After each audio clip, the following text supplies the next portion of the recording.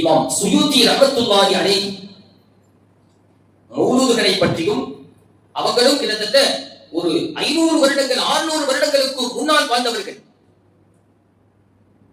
அந்த இமாம் மௌலூதுகளை பற்றியும் மீலாது விழாக்களை பற்றியும் மிக சிறப்பாக பேசியிருக்கிறார்கள். அவங்கெல்லாம் நம்மள போல இணையதளங்கள்ல 2-3 ஹதீஸ படிச்சுட்டு மார்க்கம் பேசுறவங்க இல்ல. 1000 கிதாபுகள் எழுதி இருக்கிறார்கள் இமாம் சுயூத்தி ரஹ்மத்துல்லாஹி அலைஹி அவர்கள். மதரசாக்களில் பாடம் நடத்தக்கூடிய தஃப்சீர் ஜலாலைன் என்று சொல்லப்படக்கூடிய கிதாபுகள் அவர்களுடையதுதான். 1000 கிதாபுகள் அவர்கள் எழுதிய நூல்கள். அவங்க ஒரு ஒப்பீடு செய்யறாங்க பாருங்க.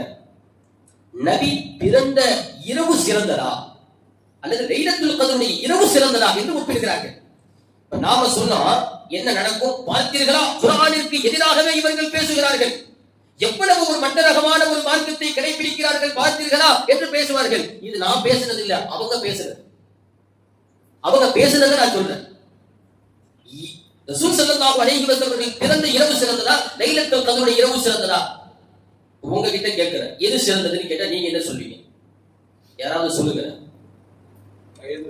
லைலத்துல் கத்ருடைய இரவு சிறந்தது.